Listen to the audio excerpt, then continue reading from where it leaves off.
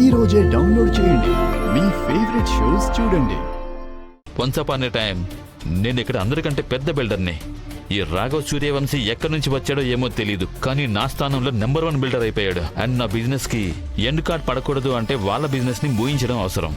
So అందుకే నేను రాఘవ్ సూర్యవంశీని మట్టిలో కలిపేయడానికి నేను అతని బిల్డింగ్ ని మట్టిలో కలిపేశాను.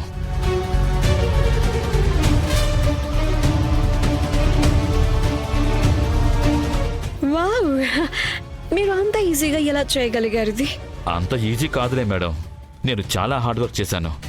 అతి కష్టం మీద నేను రాఘవ్ సూర్యవంశీ బిల్డింగ్ లో యూజ్ చేసే నెంబర్ 1 కన్స్ట్రక్షన్ మెటీరియల్ కి బదులు నాసిరకం మెటీరియల్ పెట్టించాను.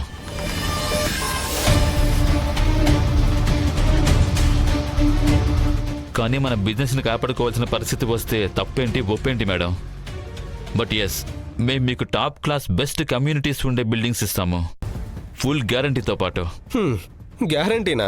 అది కూడా మీరా? దీనికి ఏం గ్యారంటీ ఉంది చెప్పండి? మీరు రాఘవ్ సూర్యవంశీ విషయంలో చేసిందే సేమ్ మా విషయంలో చేరని గ్యారంటీ ఏంటి? ఏం మాట్లాడుతున్నారు సార్? అతి కష్టం మీద ఫుల్ ప్లానింగ్తో రాఘవ్ సూర్యవంశీని మట్టి కల్పించాను. మరి ఇప్పుడు నేను నెంబర్ 1 బిల్డర్ని కాబట్టి ఏదైనా తప్పు చేసి రిస్క్ ఎందుకు తీసుకుంటాను? నేను మీకు రాఘవ్ సూర్యవంశీ లాంటి క్వాలిటీనే ఇస్తాను, అది కూడా అతని కంటే లోవర్ ప్రైస్లో. కానీ సూర్యవంశీస్ బిల్డింగ్ కూలిపోవడం వల్ల చాలా మంది జనం లైఫ్ పోగొట్టుకున్నారు. What about that? అయ్యో మేడం, చెట్టు పడిపోయినప్పుడు చిన్న చితక పురుగు పుట్ర చచ్చిపోతాయి కదా, దీని గురించి మనమేం చేయగలం చెప్పండి? Very impressive. మేం మీతో ఈ డీల్ కన్ఫర్మ్ చేస్తున్నాము. ఇప్పుడు నేను మీకు అడ్వాన్స్ అమౌంట్ గా 10 crores ఇస్తాను. Ma'am. Okay, there you go. Thank you. Let's go. Yeah.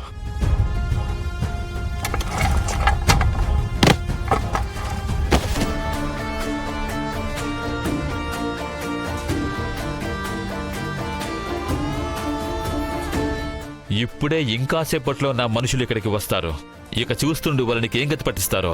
మరింతకి వాళ్ళు ఎలా వస్తారు నిశ్చయ్ గారు? మీ అలారంని మేము కట్ చేశాము కదా.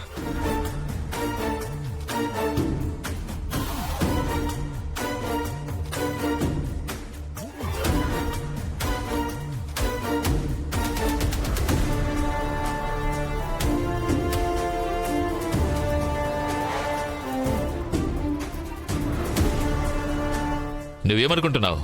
మాలాంటి బిల్డర్స్ మా దగ్గర వెపన్స్ లేకుండా ఉంటామనుకుంటున్నావా?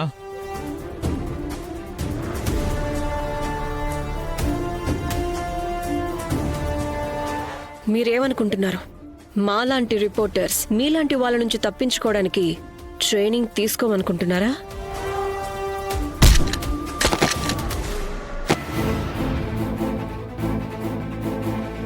మీరేం చేస్తున్నారో మీకు తెలియట్లేదు. పట్టుకో పట్టుకో. మీరు చేసేది కరెక్ట్ కాదు. నిశ్చయ్ కుమార్ మిమ్మల్ని వదిలిపెట్టను. పట్టుకో.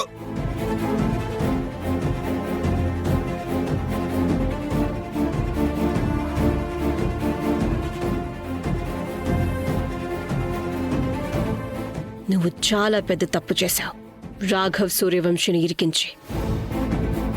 పదవిరాజ్,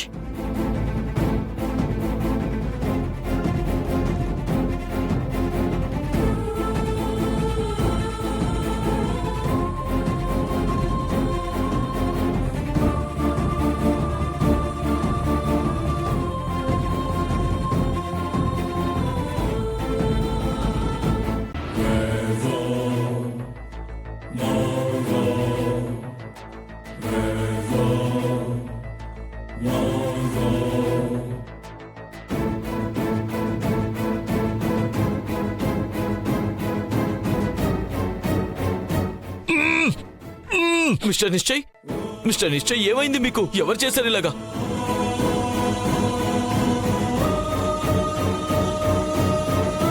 ఏమైంది? స్టూపిడ్, ముందు నోట్ కట్టి తీయాలి కదరా. నోరు అదుపులో పెట్టుకుని మాట్లాడు. సారీ. ఎవరు చేశారు ఇది? ఎవరో న్యూస్ రిపోర్టర్స్ వచ్చినట్టున్నారు. నేను ఎప్పుడు న్యూస్ చూడను కదా, అందుకే వాళ్ళెవరో నాకు తెలీదు. అరే, నువ్వెవరో ఎన్ఆర్ఐ ఇన్వెస్టర్ ని కలుస్తానన్నావు కదా. అరే, మనం అనుకుంటున్నారు తను ఎన్ఆర్ఐ ఇన్వెస్టర్ కాదు. వాళ్ళు మనల్ని ఇరికించడానికి వచ్చారు. మనమైతే స్టింగ్ ఆపరేషన్ చేయడానికి వచ్చారు. పైగా ఆ రిపోర్టర్ ఏమనిపించిందంటే రాఘవ్ సూర్యవంశీకి ఫ్యాన్ అనిపించింది.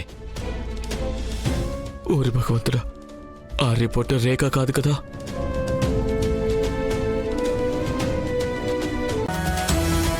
మీరేం చేశారు?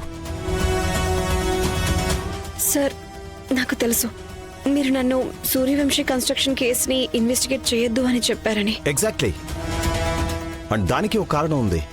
నాకు అసలు అర్థం కావట్లేదు, నువ్వు సింపుల్ రూల్స్ కూడా ఎందుకు ఫాలో అవ్వవు? సార్, రేఖ ఈ స్టోరీ కోసం చాలా కష్టపడి పనిచేసింది. ఇంకా చాలా విషయాలున్నాయి. ముందు ఎవరికి తెలియని విషయాలు కూడా రేఖే తెలిసేలా చేసింది. నువ్వు మధ్యలో మాట్లాడుకో. అన్నిటికంటే ముందు నేను ఒక ఇన్వెస్టిగేషన్ టీంని నీ మీద పెట్టిస్తాను. ముందు తెలుసుకోవాలిగా నువ్వు రేఖకి సహాయం చేయడానికి ఏం చేసావు అని. ఆ తర్వాత నీ మీద యాక్షన్ తీసుకుంటాను. సరే సార్, మీరు చేయండి. ముందు తనని ఇన్వెస్టిగేట్ చేయండి, ఆ తర్వాత నన్ను ఇన్వెస్టిగేట్ చేయించండి. కానీ మనం ఏం చూపించడానికి ఆఫీస్ లో ఉన్నామో అది మాత్రం చూపించకండి. నువ్వు నాకు నా పనేంటో నేర్పించక్కర్లేదు రేఖ, ప్లీజ్. మీకు ఎలా అనిపిస్తే అలా చేయండి సార్. అండ్ ఒకవేళ రేపు గనక నేను ఈ స్టోరీని తీసుకొని మన కాంపిటేటివ్ న్యూస్ ఛానల్ కి వెళ్తే అండ్ ఈ స్టోరీ ఆనర్ అయిపోయిన తర్వాత వాళ్ళ టీఆర్పీస్ ఆకాశాన్ని అందుకుంటాయి కదా, అప్పుడు మీరు నన్ను తప్పు పట్టకండి సార్. సార్, ప్రస్తుతం సూర్యవంశీ కన్స్ట్రక్షన్స్ బిల్డింగ్ కూలిపోవటం కంటే పెద్ద న్యూస్ ఏమీ లేదు. నేను మిమ్మల్ని రిక్వెస్ట్ చేస్తున్నాను, ఈ సంఘటన గురించి తెలుసుకోవడంలో ఎక్కువ ఆలోచించకండి. మీరు ఏదో ప్రోటోకాల్స్ ఫాలో అవ్వాలనే పంతంతో ఇంత మంచి నిజాన్ని చూపించే అవకాశాన్ని చేయి దాటిపోనివ్వకండి.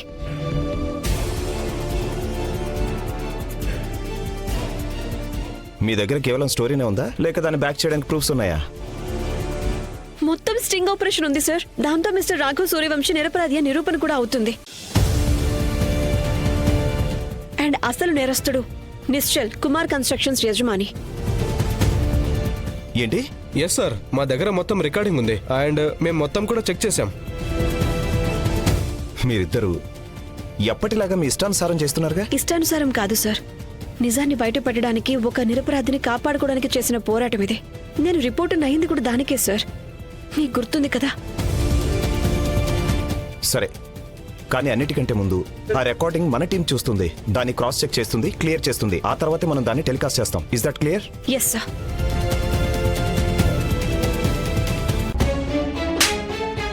నువ్వు ఇంత అజాగ్రత్తగా ఎలా ఉన్నావురా? నిజం చెప్పు. ఆ నిశ్చయ్ రేఖ ముందు నీ పేరేమైనా చెప్పాడా లేదా? నాకేం తెలీదమ్మా. నీకు తెలీదా? పైగా నువ్వు నిజం తెలుసుకోవడానికి ప్రయత్నం కూడా చేయలేదు. మిస్టర్ నిశ్చయ్ నీ పేరుతో ఉన్న బాండ్ ని రేఖ చేతికి ఇచ్చేశాడు. దాంతో నీ జీవితం సర్వనాశనం అయిపోతుంది. ముందు నేను చెప్పేది వినమ్మా. లేదు వీరేంద్ర, నువ్వు నా జీవితానికి పెద్ద వెలుగు అని నేను ఎందుకు అనుకున్నానో ఏంటో పెద్ద పాపం చేశాను నేను. నువ్వు నా జీవితంలో ఎలాంటి అంధకారమో తెలుసా? ఏదో ఒక రోజు నన్నే మింగేస్తావు. అమ్మా, నాకెలా తెలుస్తుంది రేఖ ఎన్ఆర్ఐ ఇన్వెస్టర్ లాగా నిశ్చయకి కాల్ చేస్తుందని? నీకెందుకు తెలియలేదు అంటే నువ్వు చాలా పెద్ద మూర్ఖుడివి కాబట్టి. కానీ నేను కాదు, నాకు ఆ రిపోర్టర్ రేఖ గురించి చాలా బాగా తెలుసు.